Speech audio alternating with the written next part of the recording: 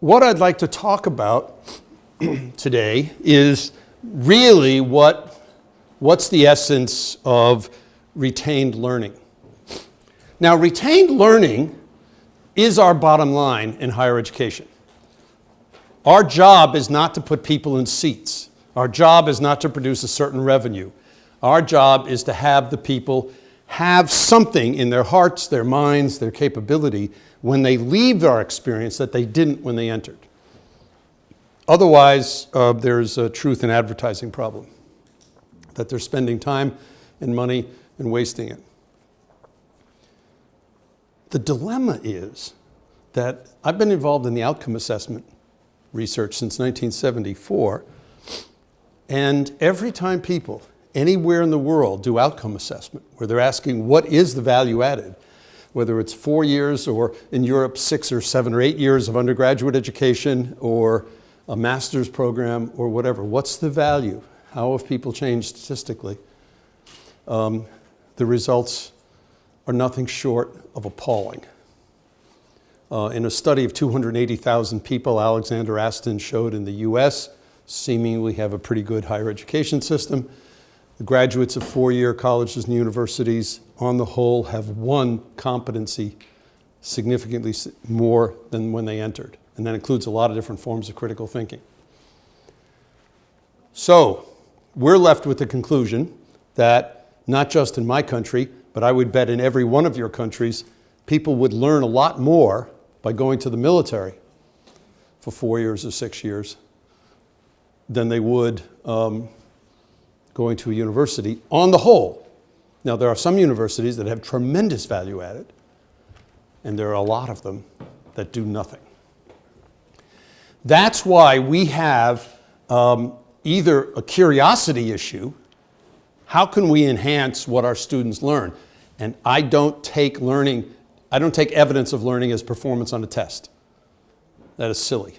That is absolutely silly. Because that all has to do with them regurgitating back what we told them we wanted and expectation effects and all that. What I want to know is what can they produce 3 months later? I mean, even if it's a test, could they do the test 3 months after they think it's all gone? They don't really have to worry about it.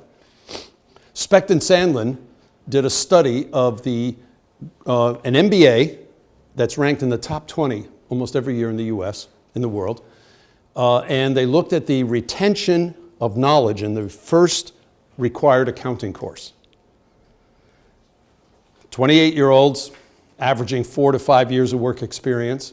And they were looking at something else in the study that they published. But if you reanalyze the data, what it said was the half-life of knowledge from the intro accounting course in an MBA program was 6.5 weeks.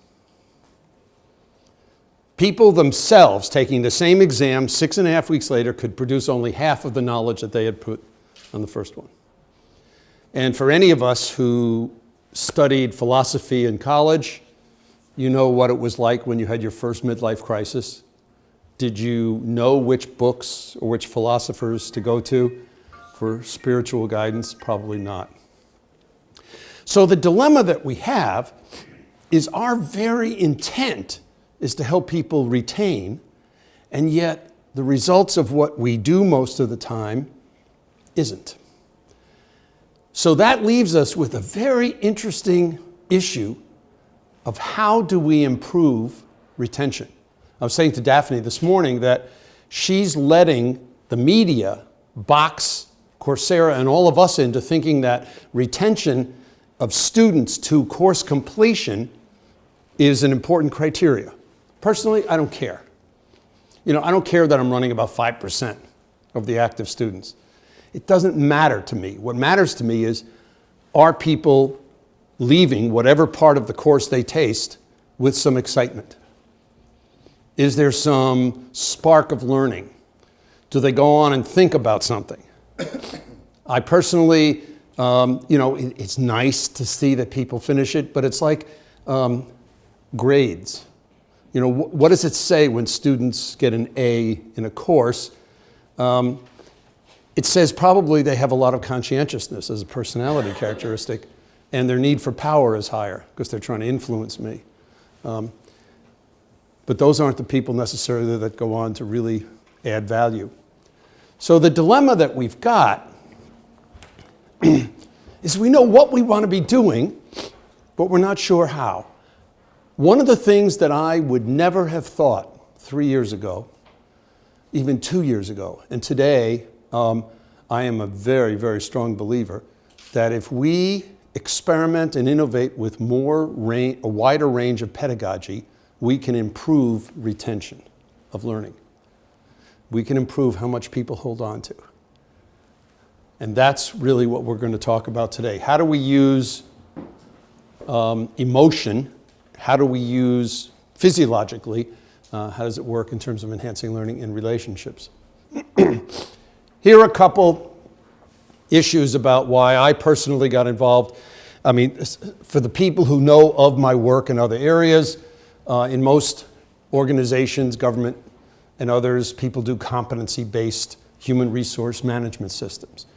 A lot of that work is based on my research from the 70s and 80s, and my consulting company, research company in those days, was one of the two founders of that whole thing. And then emotional intelligence and all that. So part of it is, I'm known for working developments where people-to-people stuff works.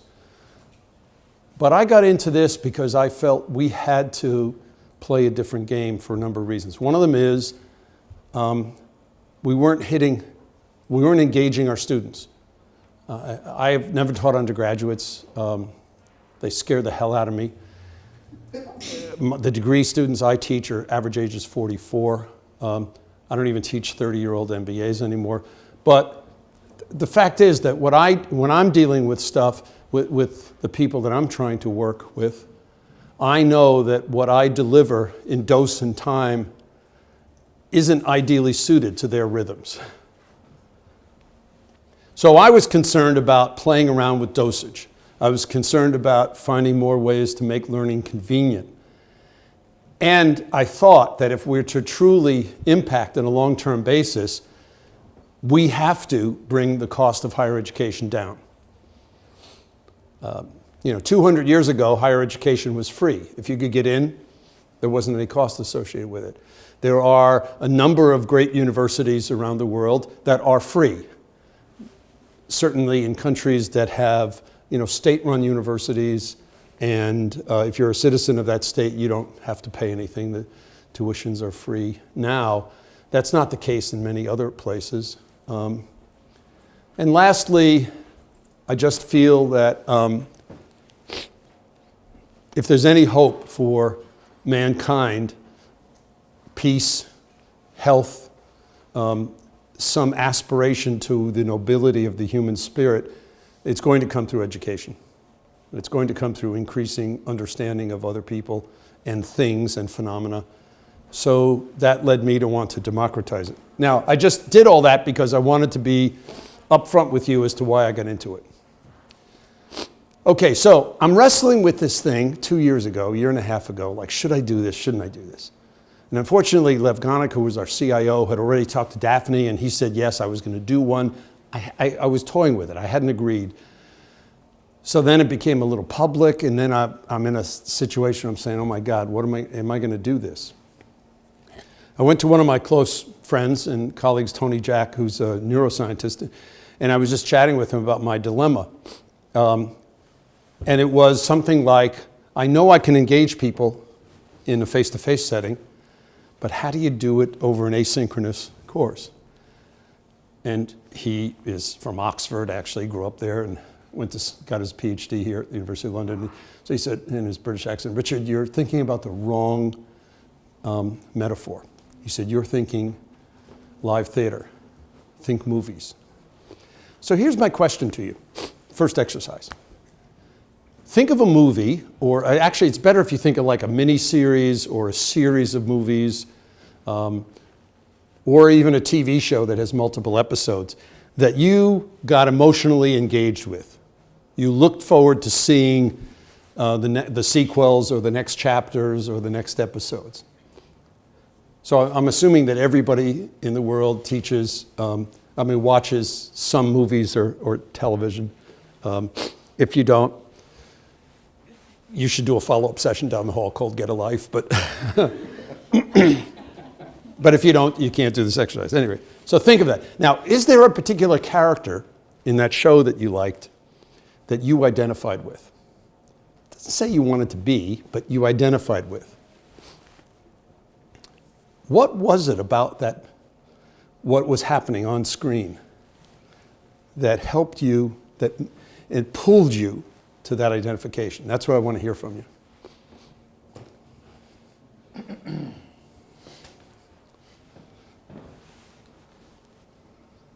I'm trained as a clinical psychologist. I'm trained to wait 20 minutes when I ask a question. It might be that you have been in a similar situation yourself. Okay, so you felt you've been in similar situations as to that character or the way they were playing it? Okay, good. Or you aspired to be more like that character. There was something about that character that you aspired to be more like. Any for instances in your case?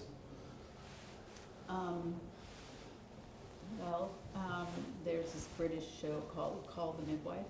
Yes, yes, I know it, right. And I am a midwife. So I watched that show and I want to be all the best things that those midwives They were, right. Yeah, you don't want to ever hit that wall where you feel frustrated, which they never seem to hit. I like knowing the complex backstory of the individual, and I can relate to the complexity of the individual, and I keep Right. watching, and it makes me feel better about myself. Right. So it's looking at the backstory and the complexity of it not only intrigues you, but it makes you feel better about yourself because Because I'm a complex person. I see right, myself right, as a person. right. Because life just doesn't feel that simple. Right. Yeah. How about, I feel like that character likes me. Oh, you feel like that character likes you, Yes. Cares about me. cares about you. I'm thinking Mr. Rogers. Mr. Rogers, welcome to the neighborhood. That's great. Okay, good. Others? So I have the opposite example. Breaking Bad. Breaking Bad. Now that's because you're losing your hair or? Part of it. Yeah, okay. Well, just going all the way, being very competent, being a great teacher, loving your profession. Right. Lots of very good traits in this character. Yeah.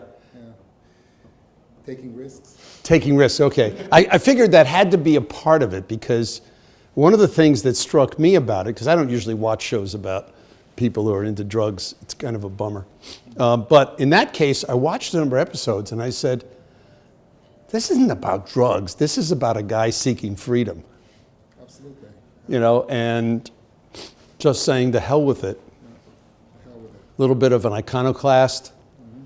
Yeah, okay.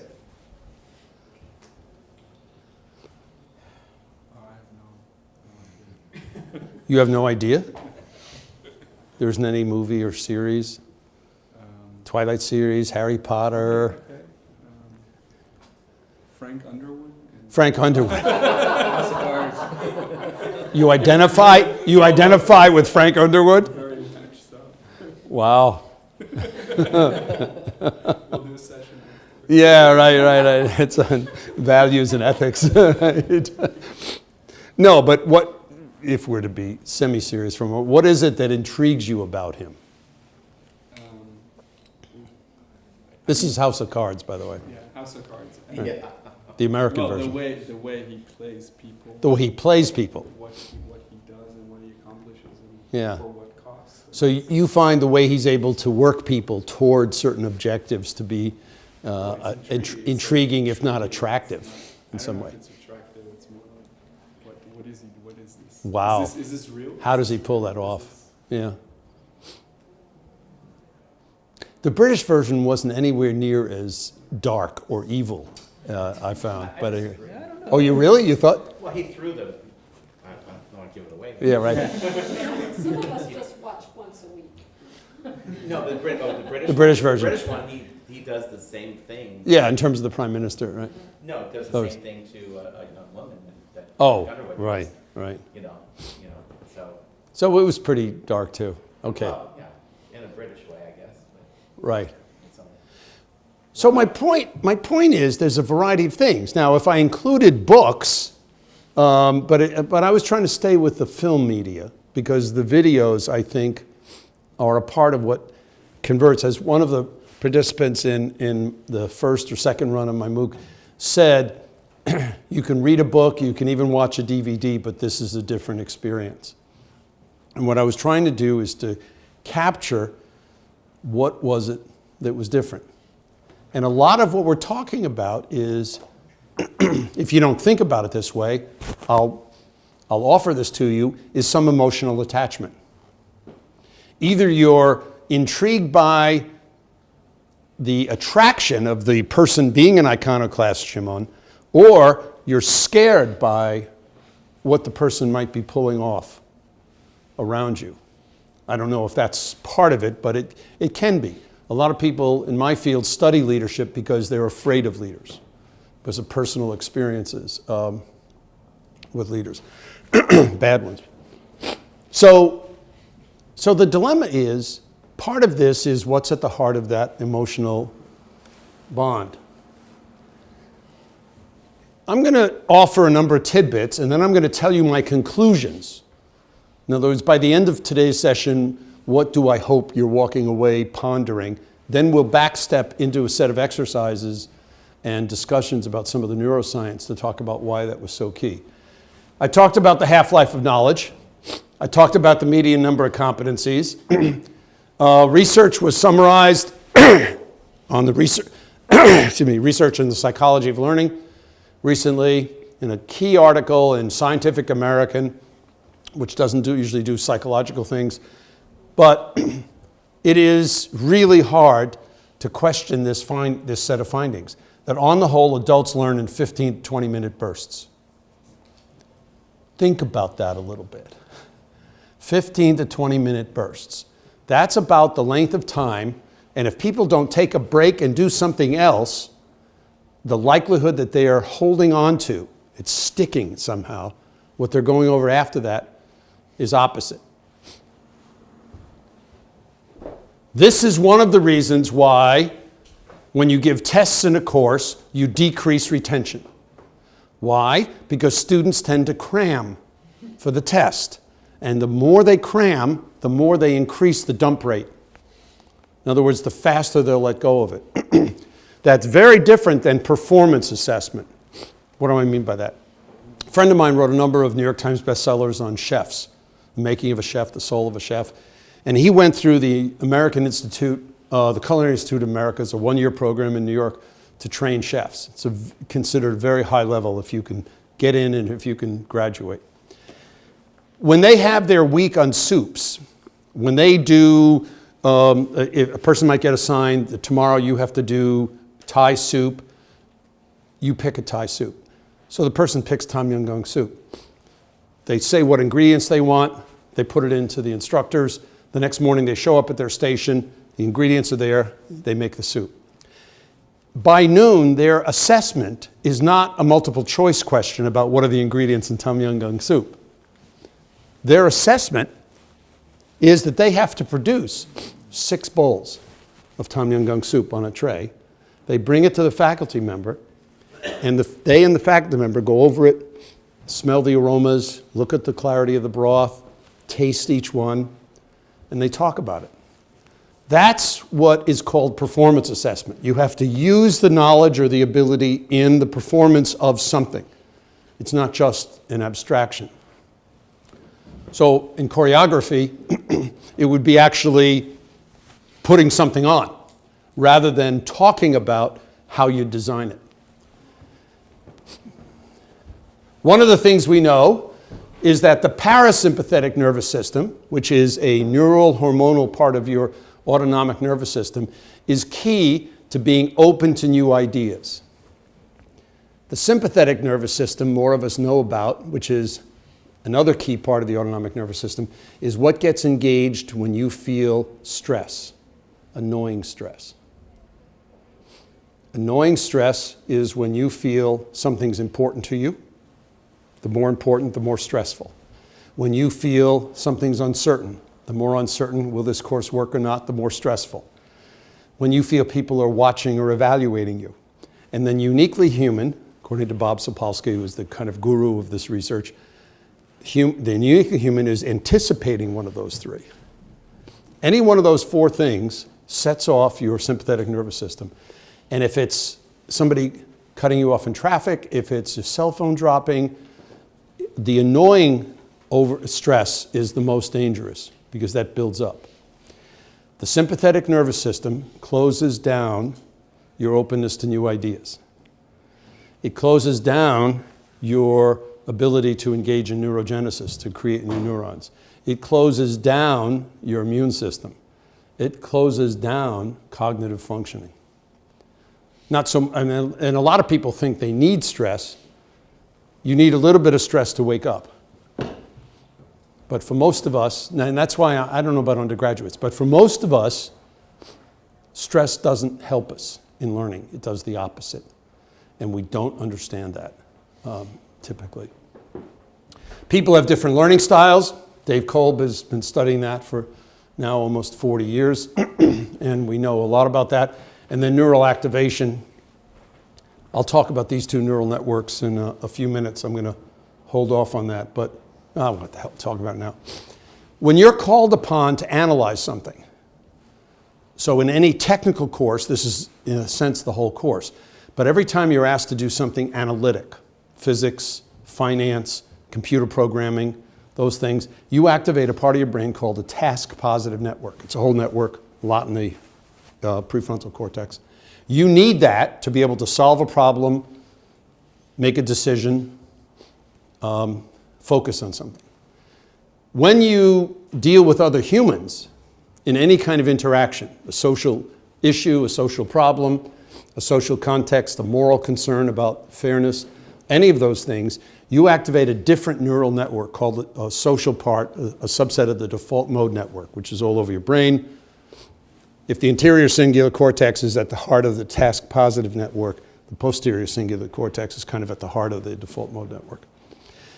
Tony Jack, colleague of mine, had a paper published 1.5 years ago, which again showed, as several people have in the past 8 years, that these two networks have almost no overlap. There's a little bit, but not much.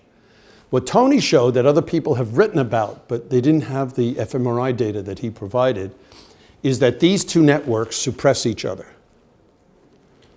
So when you activate the task-positive network, you pull blood away from the part of your brain that allows it to activate the default mode network, and vice versa. So every time you put people into a more analytic mode, you literally are suppressing their ability to see people. The default mode network is also where we are open to new ideas and we scan the environment. So when people are in a threat and situation and they are under the gun and somebody's saying, think outside the box, people not only they can't see the box. Because we know this kind of buildup of stress takes our peripheral vision, which is normally 180 to 170 degrees, and drops it down to about 30. And the same thing with openness to new ideas, openness to other people. And in one study that was done here in London, actually, openness to people who look differently than you do. It's huge.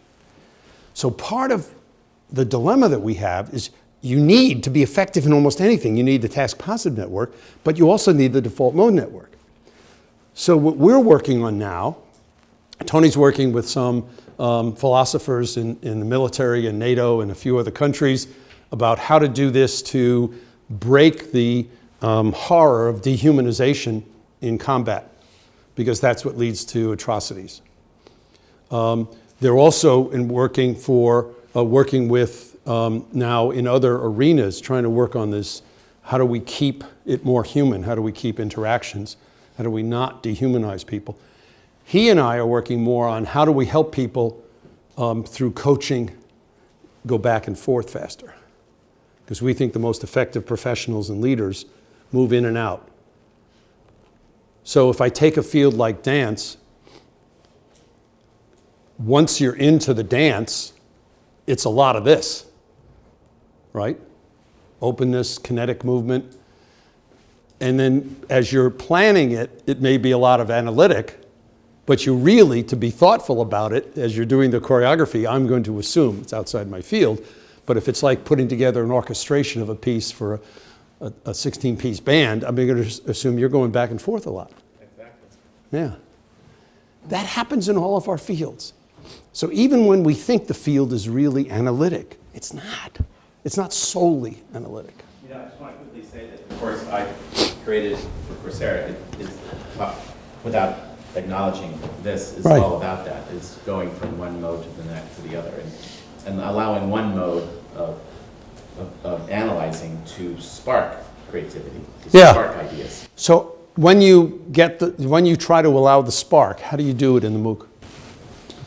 I'm giving a workshop tomorrow in this room Okay. in the morning, which I will say that in a way it's triangulation, or you could call it scaffolding. Something I call it, where you, instead of saying, okay, in the case of what I teach, it was, okay, here's a site, and now make a performance. So if you just say that, 85% of the world will go, oh, I can't do that. So you say, here's the site, now do these things, analyze the site, Yeah. take inventory, measure it, think about these things that are analytical. And then from that information, then you say, okay, now organize it in a way. So you actually increase their comfort by helping them get some cognitive control over it. That's right. And then you move them into the, okay, let it go. That's correct. Great. Great example. Okay, so if you haven't ever studied experiential learning theory or Kolb's learning cycle, it's worth looking at. Quite simply, he's shown and his test on learning styles is probably the most used around the world. We all learn through two dialectical tensions: concrete experience to abstraction, reflection to action. And through those two dialectical tensions, we move around this learning cycle. And when we actually learn something, which means we take it on and we can use it in a different setting later, we go through the whole cycle. The dilemma is each one of us has a preference. And when you have a preference, you tend to seek out things that conform to that preference. And you find it difficult. So for those of you in computer stuff, you ever wonder why computer-based training, an early version of MOOCs, early in pedagogy, really only was attractive to geeky computer programmers? Because they were all in this learning space. This is the convergent engineer space. You're abstract and active. My learning preference is up here. So that's why I can't pay attention to any of those courses. My tolerance for any of those courses was about literally 3 minutes because of the way they were designed. It's not because I'm stupid. When I did my undergraduate work at MIT in aeronautics and astronautics, I designed control systems for interplanetary vehicles. I guess in the topology of things, I was a rocket scientist, and that was in the mid-'60s. So it's not that I'm stupid, it's that I don't learn that way. I can force myself to, but on the whole, I won't.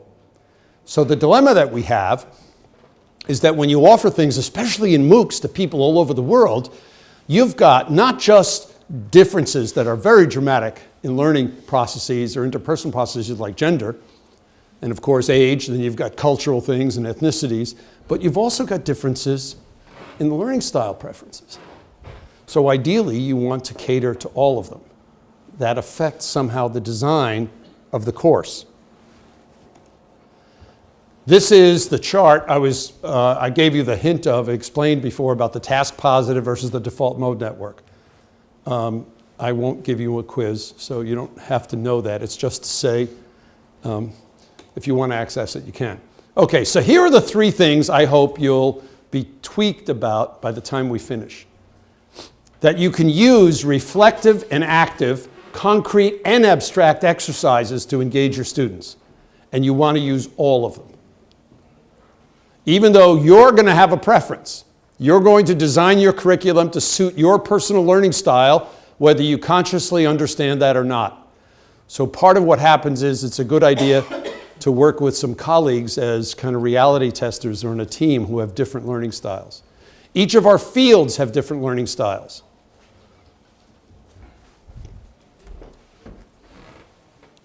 I think you want to use exercises that to some extent invoke personal depth or new ideas. Personal depth means one way to help people is to touch them about the topic in some part of their ordinary life. Sometimes people think of this as relevance. You want to ask people to write and talk about it, because these are very different neural processes. And by talk about it, I don't mean by themselves. That's a little schizophrenic. I mean, talk about it with others. And to the extent possible, you want discussions that are inclusive.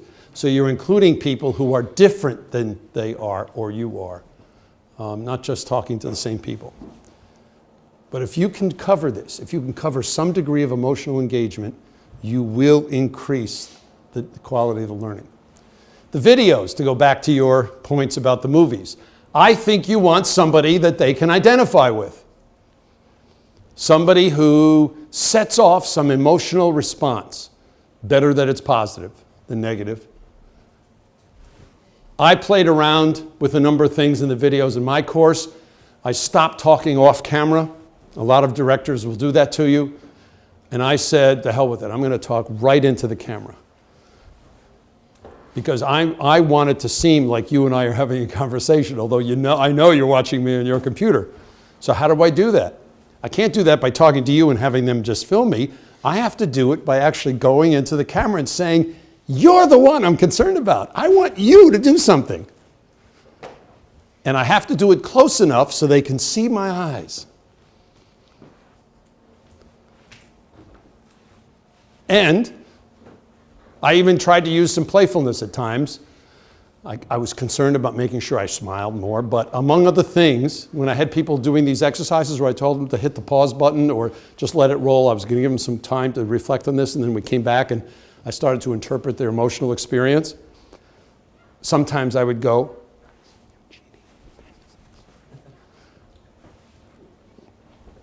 I also wanted to enhance the video. Now, I wasn't going to spend the time or money going out into the field to have videos recorded of effective leaders, of renewal processes, of all of these things. Some of you have done MOOCs with some phenomenal things. I mean, one of my colleagues is doing a MOOC on entrepreneurs in urban environments and urban economies, and he's actually going out into different urban neighborhoods and interviewing people, and it's very exciting stuff, but it's expensive. So what I did is I used YouTube supplements of the authors of some of the readings that I either assigned or had in recommended readings. But the magic of this media is something that happens in the video. And think movie. And then keeping their attention. Now, I disagree with some of my colleagues that we heard on the panels. I disagree with a number of very smart people who have been writing about MOOCs. I don't think tests are the only way to keep people's attention, because there is a part of our population in the world who have a high need for achievement. Those are people who like to keep score to do better. A lot of the people who do that don't do it because they really like it. They do it because their parents forced them to, in which case it's not sustainable. So my feeling is tests it's very likely that tests hurt more people than they help of the people they help. So I'm not going to argue that you shouldn't have any tests. You know, do what you want, and it's going to depend by field as to whether or not they're even relevant.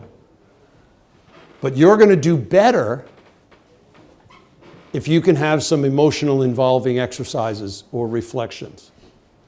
You're going to do better if you can tweak their curiosity about something. And this is where even in a technical design, Shimon, where you're trying to get them to build computers, if you can get them to play, intellectual what-if games and find some way to have them do that and then to mess around with different ideas, you could actually tweak that default mode network in a different way. One of the things I did, I've watched online courses before. I've watched DVD-based courses. My wife and I watched 48 DVDs of ancient Egypt before we went to Egypt. And I was so bored. I'd fall asleep a lot. One of the things that was boring is the instructor wore the same button-down blue Oxford shirt, the same khaki slacks, and stood in front of the same artificial window the entire time. It was as visually unappealing. I mean, he was a great international expert, and he was, reasonably attractive. That wasn't the issue, but it was that it was just too homogeneous. So one of the things I did was I changed my jacket, my shirt, my ties. In the first run of my MOOC, there was 1,000 entries. Mark knows this because he's surveyed it, in which people were talking about my ties, because I kept changing them and they were different. So part of the dilemma ends up being we can do things to break it up. And again, I was thinking about, I'm sorry, your first name again? Right, Steve. Steve. In your case, just photographs or some video footage of different physical settings, I'm sure you use that in yours. Yeah. Right. That puts somebody right in the setting. Yeah, I consciously, this is so interesting what you're doing, because it's mirroring a lot of what I did without knowing it really. But I made a conscious choice not to change what I wore. But I had lots of content, of visual content. That was changing. That was changing. Yeah, right, okay. I sort of took the Giorgio Armani point of view, which is I don't want to think about what I'm wearing. Yeah, right.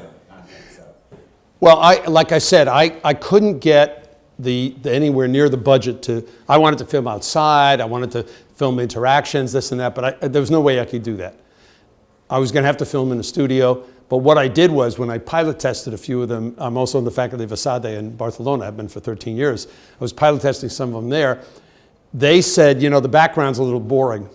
It's good. The sound quality is great, and the video quality is great, but the background's boring. So I tried to shoot half of them. I'm not sure I think I got it to a third of them. Some in my office at school, some in my living room. Just some different settings. And then, of course, the discussions. Okay, now, I'm doing all of this, and yes, we had a lot of great comments. I'm not going to read them all of, Barbara's I love. This course is so well organized, it's more organized than my life. We had people from 205 countries that have been on this course, commenting from different contexts.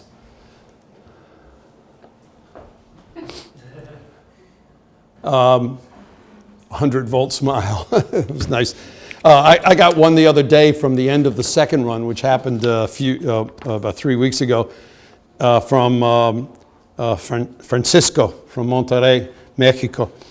And he said, I don't want this course to end. I'm codependent. I need this course a lot. Please, open version 2.0 of this course, please. Inspiring leadership through emotional intelligence. I'll talk a little bit about that at the end, but anyway. So, now let's get to another exercise. This one's a little more important.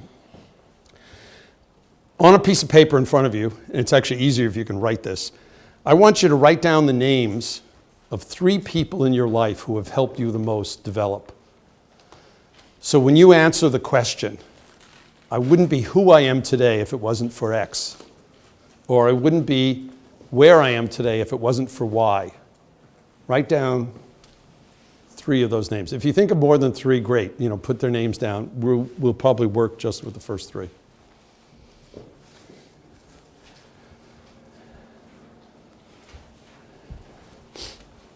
Three people in my life, not just work, my whole life, that have helped me the most become who I am or get to where I am.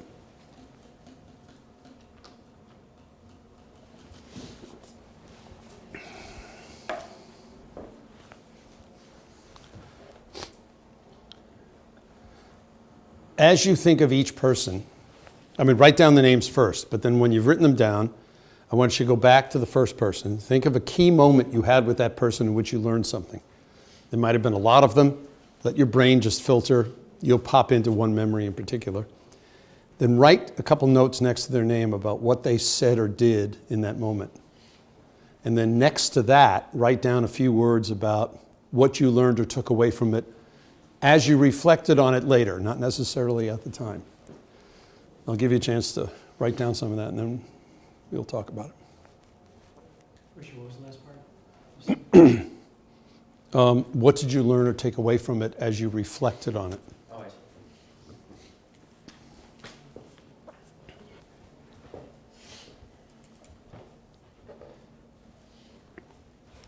Good. Most of you have at least a number of things written down next to several names. Now what I want you to do is I want you to form pairs. Those are twos. And I want you to just turn to somebody next to you or in front or behind you, form a pair. And I'm only going to give you 3 minutes, so please, just twos, don't do threes. And so, your first name? Amy. So if Amy and Shimon are a pair, then you'll share one of your stories, Shimon, with Amy. And then in about a minute, minute and a half, and then Amy, you'll share one of your stories with Shimon. Okay? So form pairs, share one of your stories. I want to go to a different level. I mean, one of the things that I talk about, that my research and a lot of other people's research shows that mindfulness is very key to effective relationships. So mindfulness is knowing what's going on inside of yourself and a certain degree of consistency of it. As you were remembering these moments, these people, these moments with them, as you were sharing your story with the other person, how did it feel? Comfort, Okay. nostalgic. What does nostalgic mean? I mean, it brings back lots of very warm, nice memories, essentially. But it Okay. does a point where your life changed completely. So nostalgic, though, you mean it was a reverie, or do you mean it was a little sad? I don't know what, people use that different ways. Yeah, but So you felt good, you're saying that, okay, but, when you sort of see the value of that point in your life. so you felt that it was important. It was very fun. Okay, thank you. Sorry, I didn't mean to put you on the spot, I just want to understand. How did it feel? Epic. Like a story. Big. Powerful. Yeah, right. Felt fortunate Yeah, to have those individuals, yeah, in your life, yeah, and how I can be that person for somebody else. yeah. I felt a little vulnerable, but it sort of brought it around. Very similar, the reflection piece. I am today because of that person. Right. Vulnerable because you were sharing it with a stranger, or vulnerable because of the incident made you feel? It's just sharing something so important. So personal with a stranger, yeah. Others, any feelings, sensations? Sincere. Sincere, yeah. Proud, Proud? motivating. I wanted to meet that person again. Excited you, energized you, okay? You are sharing something, Emma, and to somebody else. Yep. Yeah. And that felt, Feel the past something. Your value is added. so you're feeling some value added from the moment, but you're feeling good that you could share it with somebody else. Yeah. Is that what you're saying? I just need to understand. Thank you. Okay. Okay, I've done this exercise on 7 continents, 65 countries. The answers you're talking about are very human. Doesn't matter what country you're from. This one doesn't depend on gender or ethnicity. Most people will comment on, wow, I felt really proud. I felt grateful. I felt somebody loved me that much. Often people will stay nostalgic, but more often they mean, I feel a little sad that the person has passed away or I've lost touch with them. People do say, it made me feel excited again. I felt energized by it. And then other people say, I felt more serene. The only thing nobody in here said, which often comes out, is that although people say it felt a little odd or vulnerable or weird to share it with a stranger, I was surprised as to how many similarities we had in our stories. Yeah, that was the only thing nobody in here said, but people do report it a lot. A few of you felt that? Okay, good, then we got it all. If you had any of those feelings, not all, any one of them, you just spent 6 or 7 minutes in the parasympathetic nervous system. You just had a moment in the renewal process that our bodies allow us to engage in that helps reverse all the ravages of the effects of chronic stress. To put it quite simply, it's the time when your body can create new neurons from stem cells in the hippocampus, your immune system's engaged, you are more open to other people as well as ideas. You are cognitively at your best in this state. And you can be the most creative as well as handle the most complex subjects. So all of these things that are key to our ability to sustain ourselves as humans, ability to be open to others, to help build relationships, happen in the parasympathetic nervous system. But most of us don't know what that feels like. Now, if you meditate a lot, if you pray a lot, if you do a lot of yoga or Tai Chi, you may have a higher sense of that. Very often, nurses and social workers will start to feel it because you feel a deep sense of, this is what I was meant to do on earth, after interacting with a patient. Very powerful sensation. By the way, the most important question I can ask you today, we're not going to analyze, but it's whose list will you be on? Whose list will you be on? That's our legacy, folks. I mean, there's only 2 ways to have a legacy in life. Donate to an important university, and I'm paid to say that, but anyway, but really, our only legacy in life is our relationships. Now, what did this thing that I just had you do mean, besides help you get into the parasympathetic nervous system? I've been studying how adults change sustainably since 1967. It was this that got me out of aerospace and into psychology. From a very creative professor who was finishing his PhD at Harvard but teaching at MIT, who got me into this thing, and before I know it, introduced me to some key people, and I got into the PhD program in psychology at Harvard. I've got to say that my parents are immigrants from Greece. My father was a waiter. I think I mentioned that before to some folks.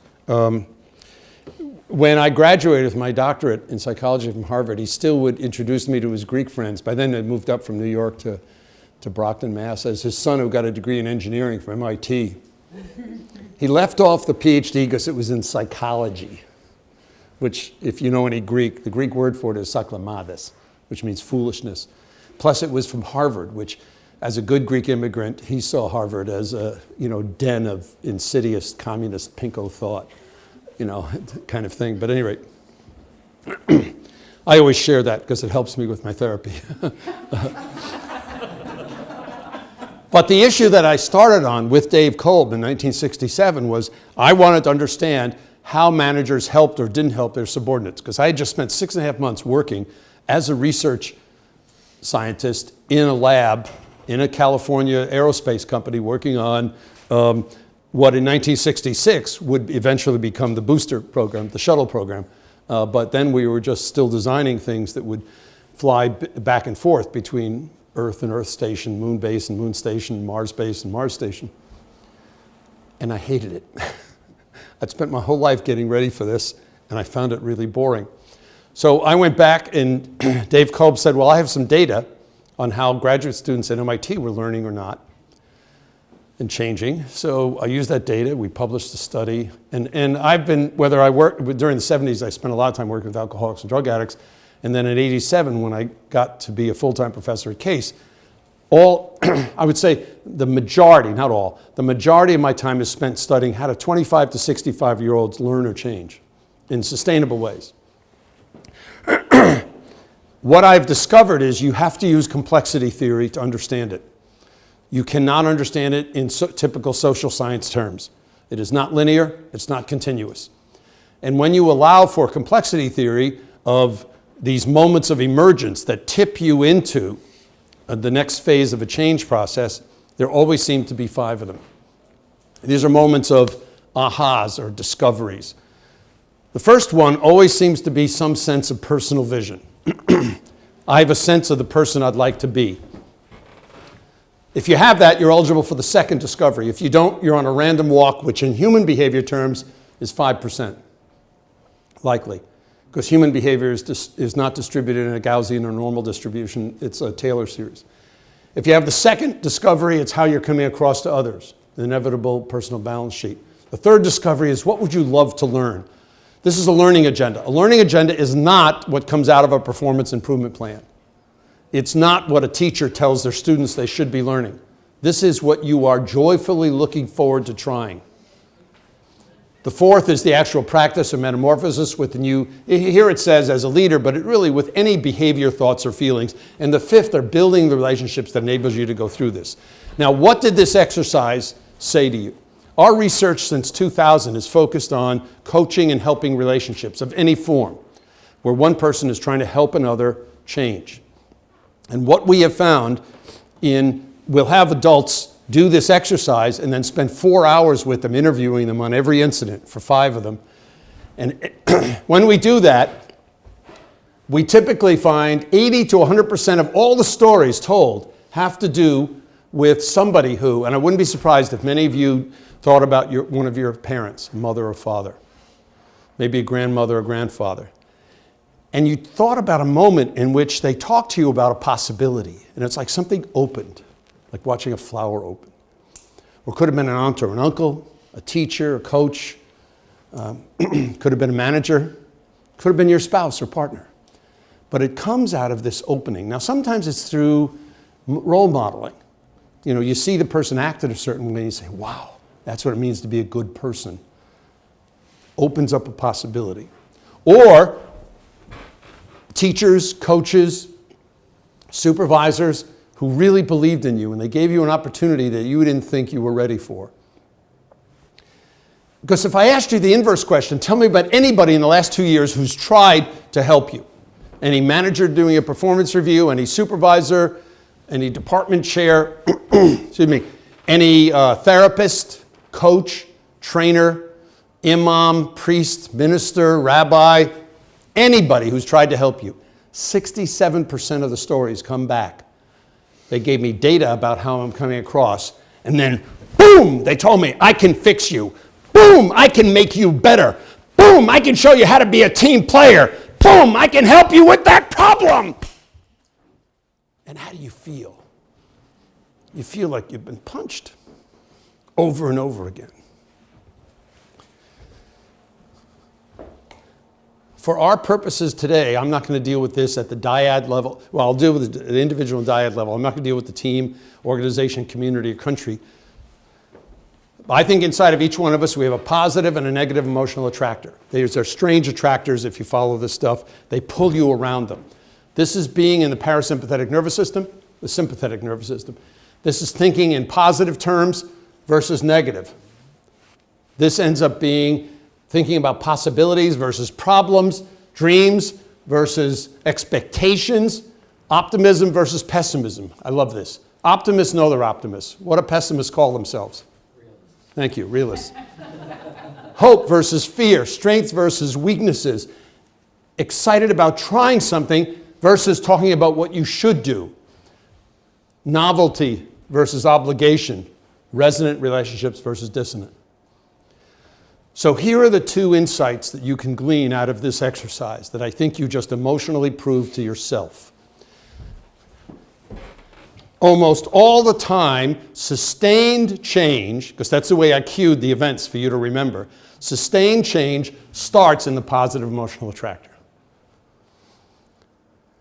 Why? Because if you start in the negative emotional attractor, you go into the sympathetic nervous system and you start to go into cognitive impairment, certainly perceptual impairment. You limit your field of vision. And as that occurs, you pull back. And that's when you close down. This is why people who try to lose weight can't. They never will. They're framing it in a negative way. They won't get there. So what ends up happening is positive change starts here. Now, if you think, well, come on, certainly in medicine, what about the fact that, you give a person, you've got diabetes. Treatment adherence is 50% with diagnosed type 2 diabetics. So the doctors or nurses or physicians have just said, if you don't take your medicine and you don't watch your diet, first your toes are going to fall off and we'll have to amputate your legs. Then you're going to have problems with your heart, then your lungs. Meanwhile, your mental, 50% treatment adherence anyway. Orthopedic surgery, you just had surgery in your knees, your ankles. 50% of the people do what they're supposed to do. Treatment adherence for coronary bypass surgery, 20%.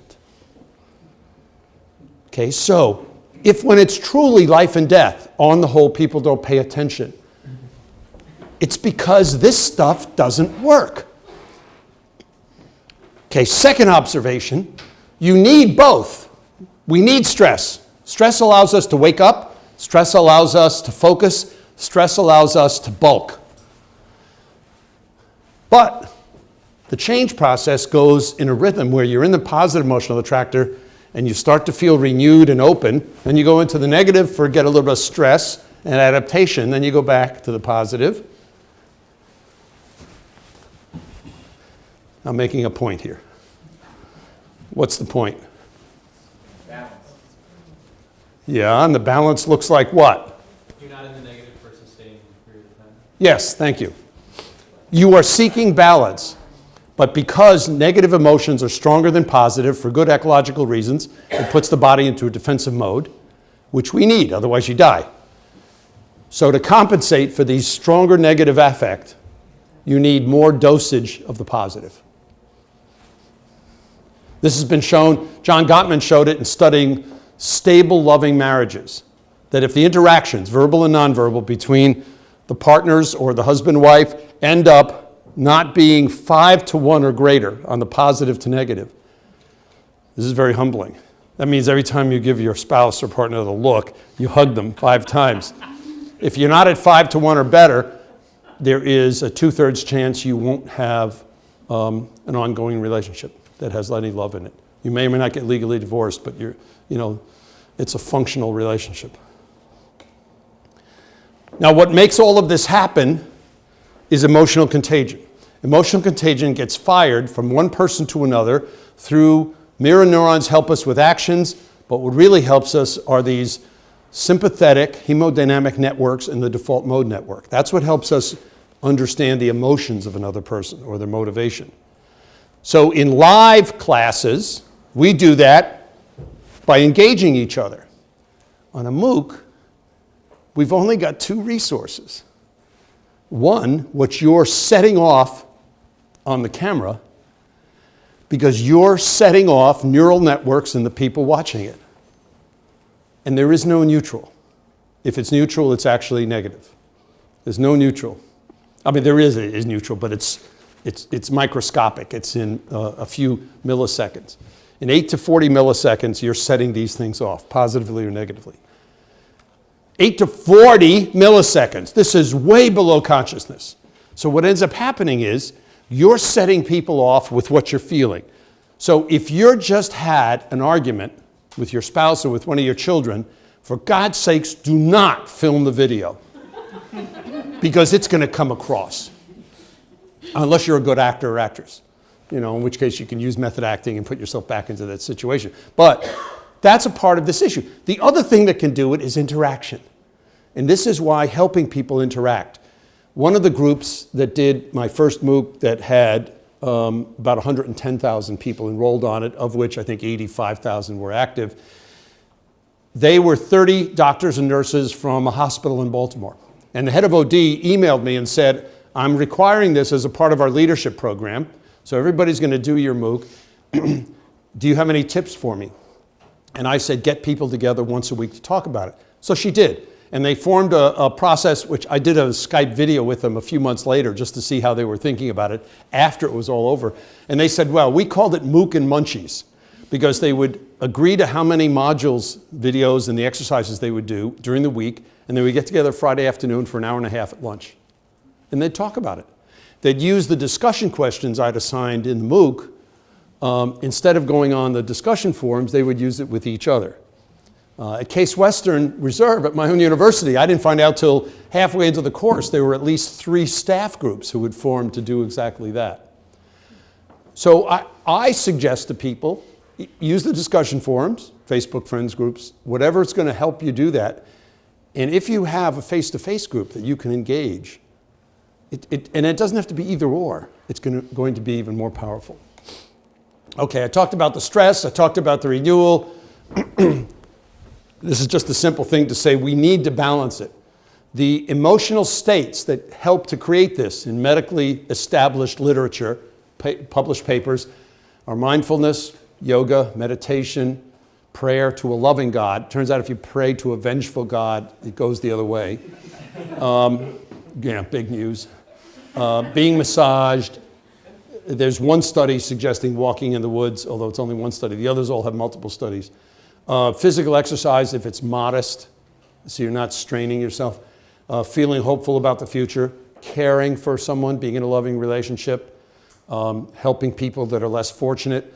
The only time this gets to not be is with nurses and social workers helping people with long-term disabilities or debilitating, not disabilities, debilitating diseases. In other words, when you're into palliative care, even though it might be 10 years from now, but that can sometimes in the nurse or the social worker create what's called compassion fatigue that flips you the other way. And laughter, joy, and playfulness. This wasn't clear in the research literature for our 2005 book, but now it is, so I've added it. So how do we know this works? We have 30 longitudinal studies showing we can change people's emotional and social intelligence behavior very significantly in the last 5 to 7 years.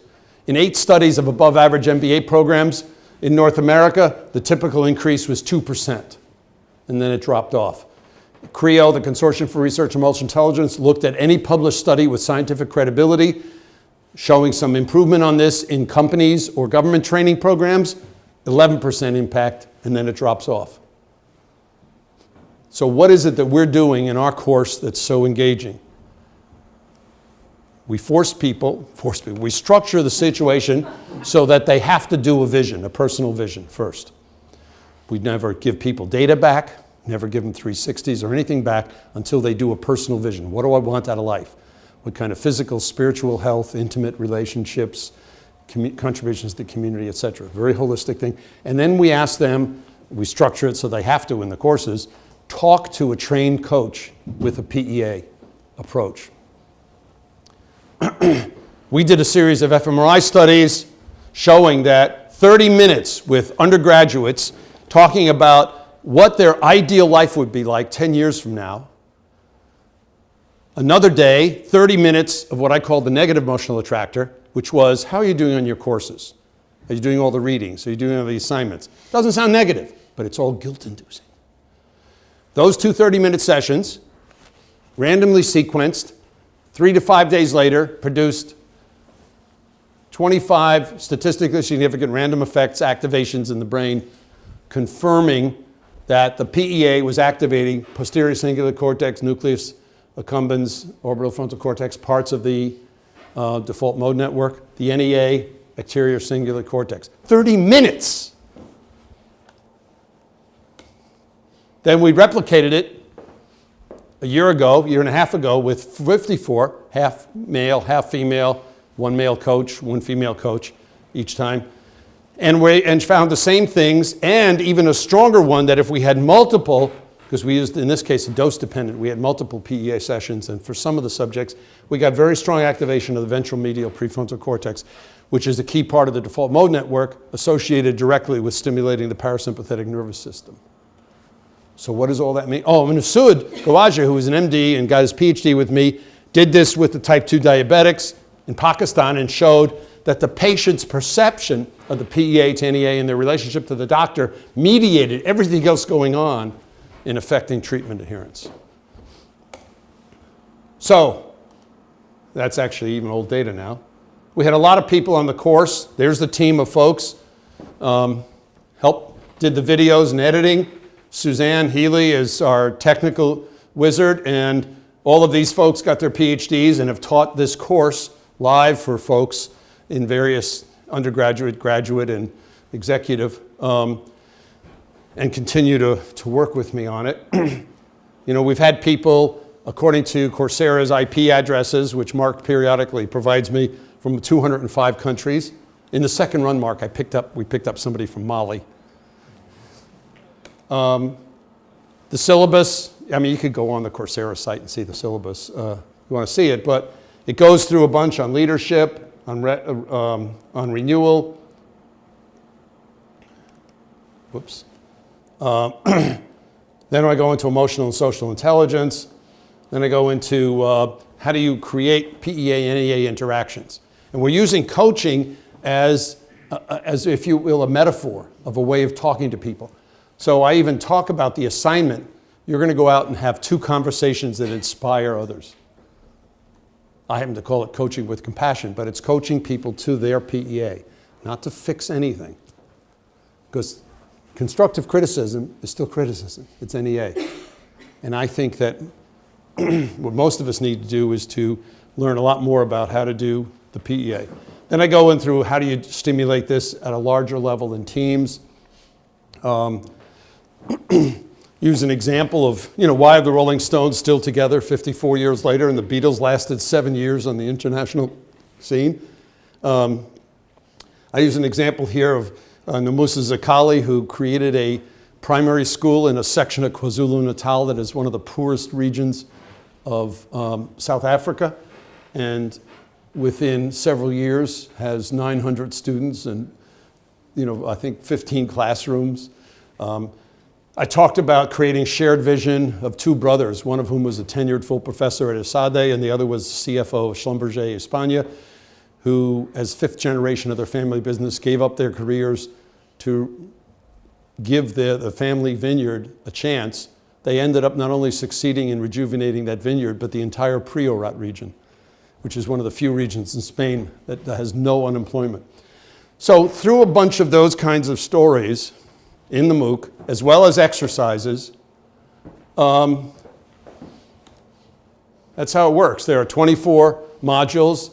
The videos average 11 minutes, but 19 of them have a personal exercise embedded in them. Now, my content works on that, but I got to tell you, there are a lot of organizational behavior or psychology faculty who wouldn't think of that. What they would think about was, how do I teach about this? And what I'm suggesting is the more you can use practice, real life, things that involve interactions, the more you're going to help people hold on to stuff, even if what you're doing is teaching them calculus.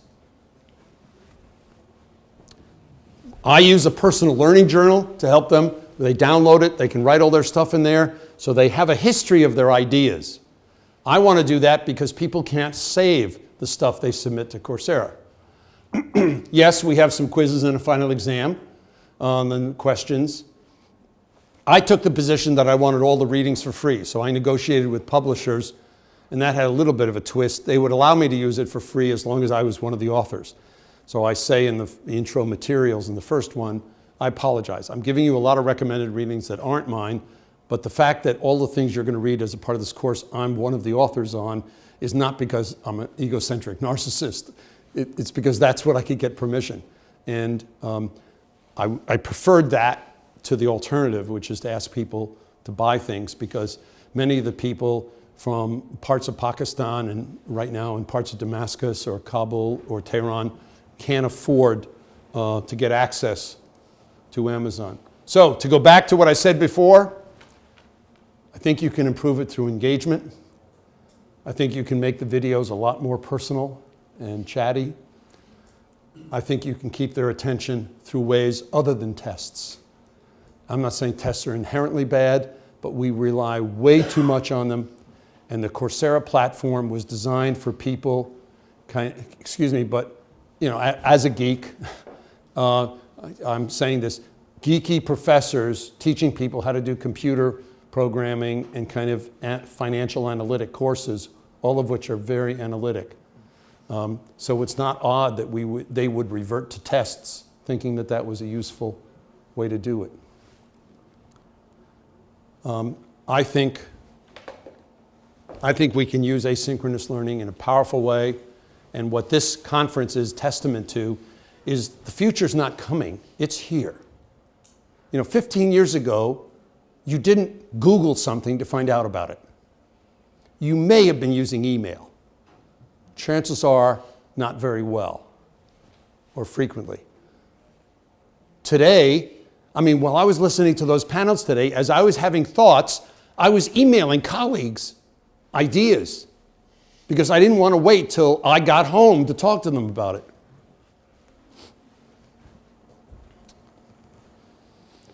Questions? When you were discussing the sympathetic state, you mentioned the word adaptation or adapting. Yes. Could you expand on that? Or is there something? Very often when you try to adapt to something, you're engaging a stress mode. And that's okay. That's a good use of it.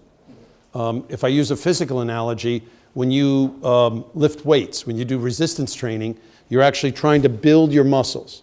That is inherently stressful. Your body releases cortisol to help you not injure yourself as much. But in the process, it engages the sympathetic nervous system. So I use that as an example of a positive use of the stress state. But adaptation in that sense, you're trying something that you don't normally do. And in that sense, it's a necessary part of Yes. the cycle. Yes. I think a necessary part of learning.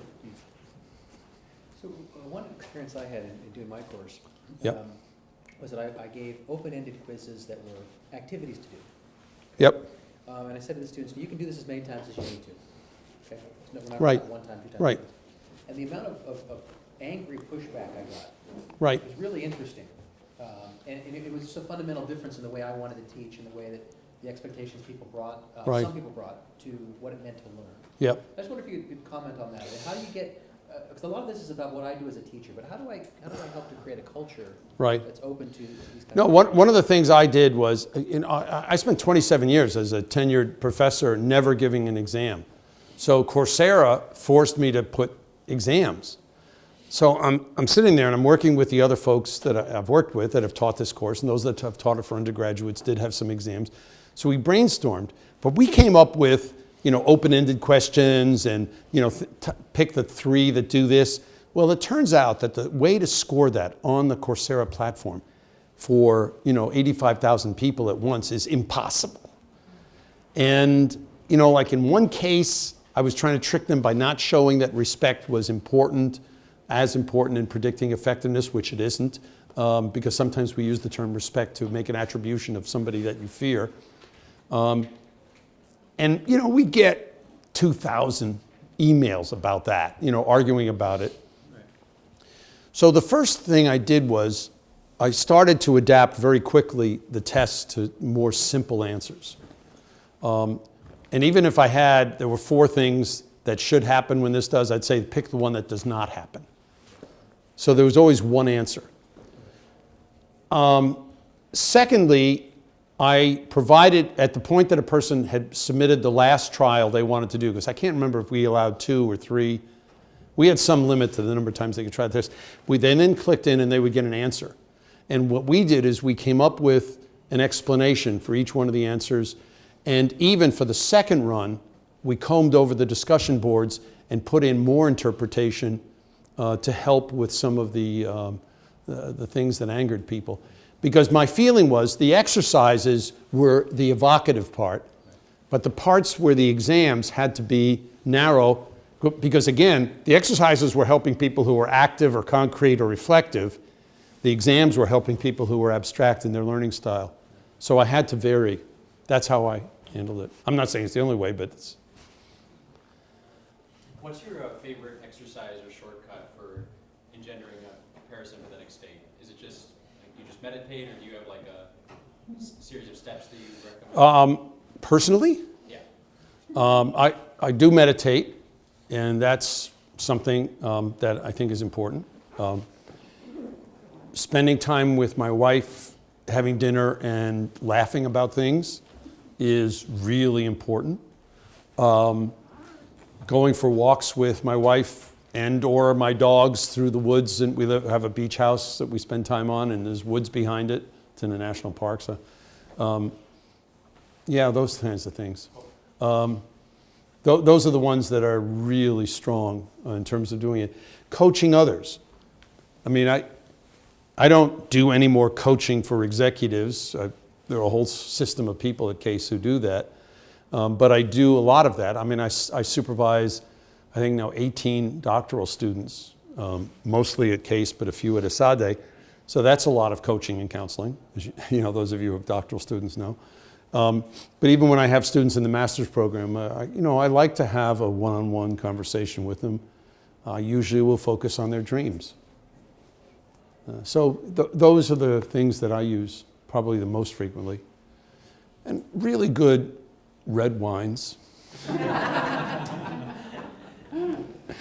Okay, over time, and I don't want to hold you up from exploring this fantastic culinary city. London, as somebody who set a learning goal with my wife 25 years ago of testing in every Michelin-starred restaurant in the world, I can assure you that London is the culinary capital of the world. You can have more phenomenal meals here of more types of cuisine than anywhere in the world. In Paris, you can get a lot of Parisian food, but it's kind of limited to Parisian food. Here, you can eat in phenomenal quality. So I don't want to keep you from that. Thank you.